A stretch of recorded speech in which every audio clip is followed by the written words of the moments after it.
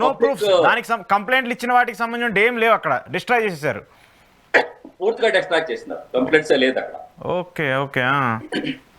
అంటే ఈ రేంజ్లో ఇంత జరుగుతూ ఉన్నప్పుడు కూడా it is happened from since 1980 నుంచి ఇవన్నీ కూడా జరుగుతున్నాయని చెప్పేసి మీరు చెప్తూ ఉన్నారు.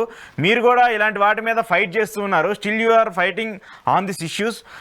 Why government not taking serious action on issues? ఎందుకు గవర్నమెంట్ యాక్షన్స్ తీసుకోలేకపోతుంది? Because I told you know, because this government is okay. ఈ గవర్నమెంట్ ఎస్ఐటి నన్నా ఫార్మేషన్ చేసింది. దీని వెనుకొండిన గవర్నమెంట్ ఎస్ఐటి కూడా చేస్తా ఉంటా. ఇక్కడ కాంగ్రెస్ గవర్నమెంట్ ఉంది కాబట్టి కొంచెము ప్రోగ్రెసివ్ గా యూతం చేసింది. దీని వెనుక బీజేపీ గవర్నమెంట్ ఉందా, బీజేపీ గవర్నమెంట్ డెఫినెట్ గా చేస్తా ఉండలేదు. ఇప్పుడు ఎస్ఐటి ఫార్మేషన్ చేసి ఎస్ఐటికి ఏం కావాలో అంత ఇస్తా ఉంది. ఇప్పుడు వస్తా ఉండే న్యూస్ ప్రకారము ఆ ఎముకలు ఇంకా చాలా తోట్టు స్ప్రెడ్ అయినాయి, ఆ బాడీలు పుడిసిండే చాలా తోటి స్ప్రెడ్ అయింది. అందుకే ఏరియల్ సర్వే చేయాలి. ఏరియల్ సర్వే చేసింది అంటే ఒక లేటెస్ట్ టెక్నాలజీని యూజ్ చేసి ఇంకా ఎక్కడెక్కడ స్కెల్టన్స్ ఉండాలి అనేసి కనపట్టాలి అనేసి చేస్తా ఉంటారు. బహుశా అది కూడా ఇంకేం స్టార్ట్ అయింది. ఓకే ఓకే సార్, యాక్చువల్గా ఈ టెంపుల్కి సంబంధించి కొన్ని రూమర్స్ వస్తున్నాయి సార్. ఈ యొక్క టెంపుల్కి సంబంధించి ఇప్పుడు ఎవరైతే దీన్ని లీడ్ చేస్తున్నారో ఇది ఒక ప్రైవేట్ ఆర్గనైజేషన్ లీడ్ చేస్తుంది. This is not a government entity body, not in under endowment department. So వాళ్ళు ప్రైవేట్గా చేస్తున్నారు. దీనికి సంబంధించి వేల కోట్ల ఆస్తులు ఉన్నాయి, దీనికి వెనకాల వేల కోట్లకు సంబంధించి అంటే వందల ఎకరాలు ఉన్నాయని చెప్పేసి కూడా ఒక చర్చ జరుగుతుంది. సో ఆ పవర్ని అదంతా ఎంజాయ్ చేయడానికి కొన్ని కుటుంబాలు మాత్రమే దీన్ని రూల్ చేస్తున్నాయి అనే ఒక సిచ్యువేషన్ ఉంటుంది. Is it true? 100% ట్రూ ఇది. ఎందుకంటే వాళ్ళు ఆ family they're Jains, they're not Hindus. Okay. ఇక్కడ పూజ చేస్తా ఉండేది temple, Hindu temple. Manjunatha is Hindu temple, Shiva temple. అది జైన్స్ శివ టెంపుల్ ని ఎందుకు పూజ చేస్తారు? రిలీజన్నే వేరేగా ఉండేటప్పుడు శివ టెంపుల్ కి వచ్చి వీళ్ళు ఎందుకు చేస్తారు? Because of this business. ఇది వ్యాపారం కాబట్టి ఈ పని చేసేకి వాళ్ళు ముందుకు వచ్చినారు.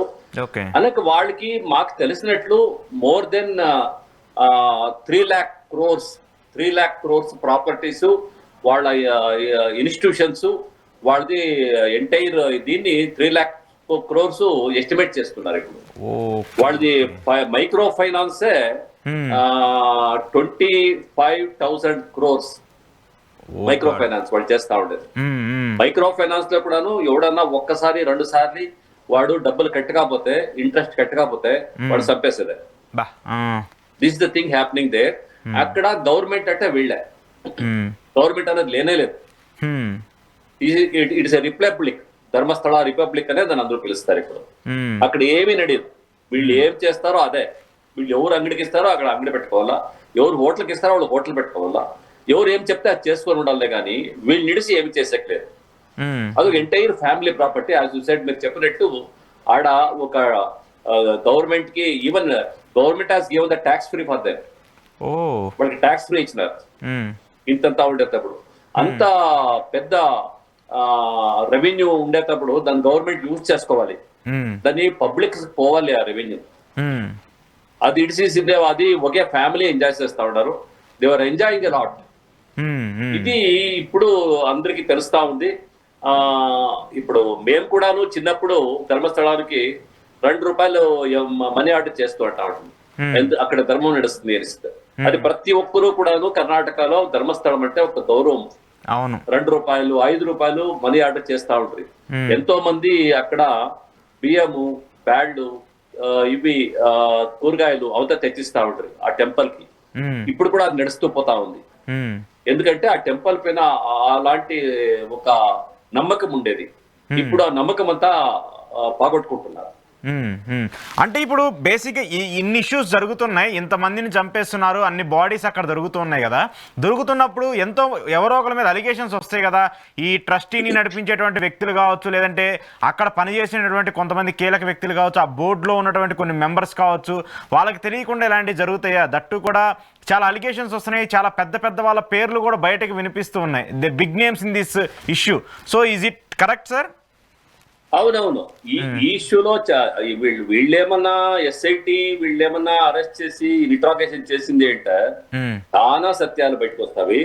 ఇంకొకటి ఏమంటే 1980s నుంచి ఇప్పటి వరకు ఆ పోలీస్ స్టేషన్ లో వర్క్ చేసిన స్టాఫ్, ఎస్ఐ ఉండొచ్చు, సర్కిల్ ఇన్స్పెక్టర్ ఉండొచ్చు, డివైఎస్పీ ఉండొచ్చు, వాళ్ళందరినీ ఇన్వెస్టిగేట్ చేస్తే చాలా ఇష్యూస్ బయటపడతావి. ఆ టెంపుల్ లో పనిచేసే వాళ్ళు అడిగితే కూడా చాలా ఇష్యూస్ బయటపడతారు. వాళ్ళ భయాని కోసం ఏం చెప్పకుండా ఉండాలి. ఇప్పుడేమైతా ఉంది, నిన్న మొన్న అంతా అక్కడ యూరోపీ యూట్యూబర్స్ బయటే వాళ్ళంతా కొట్టి వాళ్ళ పైన ఫిజికల్ అటాక్ చేసే స్టార్ట్ అయింది. అంటే దీని అర్థం ఏమేంటే వాళ్ళు డెస్పరేట్ అయినారు. ఆ ఫిజికల్ అటాక్ ఎందుకైతా ఉంది, దే హావ్ డెస్పరేటెడ్. వాళ్ళకి సత్యము అవతలు వస్తా ఉంది అనేసిందే, వాళ్ళకి భయం వచ్చింది, అందుకోసం ఇదంతా చేస్తున్నారు. బట్ ఇక్కడ పీపుల్స్ మూవ్మెంట్ చాలా స్ట్రాంగ్ గా ఉంది. ఇక్కడ లెఫ్ట్ రైట్ అనేది ఏమీ లేకుండా అందరూ ఒక్కటయ్యి అక్కడ అయితా ఉండే అన్యాయాన్ని, అక్కడ చనిపోయిండే బిడ్లకి న్యాయం ఇయ్యాలా అని పోరాడుతున్నాము. మేమందరూ కూడా దాంట్లో ఉన్నాం. Okay okay. బట్ రీసెంట్గా నేను ఒక న్యూస్ విన్నాను, సుప్రీంకోర్టుకి వెళ్ళి దీని మీద గ్యాగ్ ఆర్డర్ కూడా తీసుకురావాలనే ఒక చర్చ జరుగుతుంది. ఈ ఇష్యూ గురించి అసలు ఎవరు మాట్లాడొద్దు, ధర్మస్థల అనేటువంటి టాపిక్ గురించి ఎవరు మాట్లాడడానికి లేదంటూ కూడా హెగ్డే గారు, ఆయన రాజ్యసభ ఎంపీగా ఉన్నటువంటి వ్యక్తి, ఆయన కూడా సుప్రీంకోర్టుకు వెళ్ళారని ఒక చర్చ జరుగుతుంది. ఏంటి సార్ అది? సుప్రీంకోర్టు పోలేదు, ఇక్కడ ట్రయల్ కోర్టులోనే, బెంగళూరు కోర్టులోనే వాళ్ళు గ్యాగ్ ఆర్డర్ తీసుకునేసారు.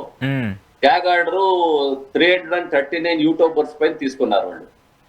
అది గ్యాగ్ ఆర్డర్ ఇచ్చిండే జడ్జు వీళ్ళ ఇన్స్టిట్యూషన్ లో చదివినవాడు, ఆయన లాయర్ గా ఉన్నప్పుడు వీళ్ళకి అడ్వకేట్ గా ఉన్నవాడు. అది తెలిసి ఇప్పుడు హైకోర్టు దాన్ని స్టే చేసింది గ్యాగ్ ఆర్డర్ ని. వాళ్ళు అపీల్ అయ్యారు సుప్రీంకోర్టుకి. సుప్రీంకోర్టులో కూడా గ్యాగ్ ఆర్డర్ ఇవ్వడానికి సాధ్యం లేదు అనేసి దాన్ని కూడా వాళ్ళు రిజెక్ట్ చేశారు. ఓకే, సుప్రీంకోర్టు రిజెక్ట్ చేసింది. రిజెక్ట్